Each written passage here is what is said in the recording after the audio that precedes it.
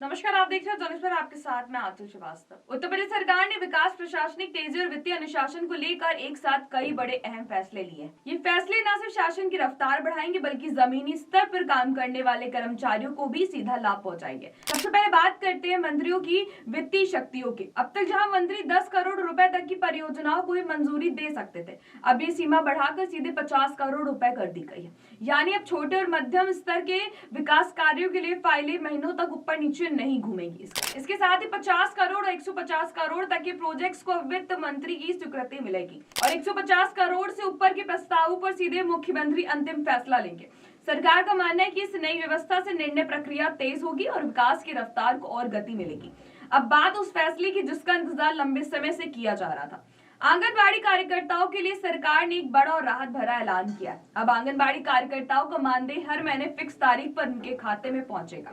इसके लिए राज्य सरकार अब केंद्र से आने वाले हिस्से का इंतजार नहीं करेगी और अगर केंद्र से भुगतान में देरी हुई तो राज्य सरकार अपने बजट से समय पर भुगतान सुनिश्चित करेगी। इस फैसले से हजारों महिला कर्मियों को आर्थिक स्थिरता मिलेगी। इन सभी निर्णयों की पृष्ठभूमि में मुख्यमंत्री योगी आदित्यनाथ की वित्त विभाग के साथ हुई एक हाई लेवल समीक्षा बैठक है। इस बैठक में सीएम योगी ने स्पष्ट शब्दों में कहा है कि अब देरी की कोई गुंजाइश नहीं होगी। मुख्यमंत्री ने सभी विभागों को अल्टीमेटम दे दिया है कि वो अपनी वार्षिक कार्य योजना यानी एनुअल एक्शन प्लान हर साल में 15 अप्रैल तक स्वीकृत कराएं। जो विभाग इसमें लापरवाही करेगा उसकी रिपोर्ट सीधे सीएम ऑफिस को भेजी जाएगी। इतना ही नहीं, अगर किसी प्रोजेक्ट की गलत लागत 15% से ज्यादा बढ़ती है तो संबंधित विभाग को कारण बताकर दोबारा मंजूरी लेनी होगी। सरकार का साफ संदेश है, जवाबदेही तय होगी। बैठक में सरकारी भवनों के निर्माण और रखरखाव को लेकर भी महत्वपूर्ण फैसला लिया गया है। मुख्यमंत्री ने कहा है कि जैसे सड़कों में निर्माण की मेंटेनेंस की शर्त होती है, उसी तरह अब नए सरकारी भवनों में भी 5 साल की मेंटेनेंस व्यवस्था अनिवार्य होगी। ये शर्त सीधे ठेके का हिस्सा बनेगी। पुराने सरकारी भवनों के रखरखाव के लिए अलग कॉम्प्रेस फंड बनाने की जरूरत भी जताई गई है। वित्तीय आंकड़ों की बात करें तो उत्तर प्रदेश ने देश भर में एक नई पहचान बनाई है। वित्तीय वर्ष 2023-24 में यूपी ने 1,10,000 करोड़ रुपए के अधिक का पूंजीगत खर्च किया है, जो देश में सबसे ज्यादा है।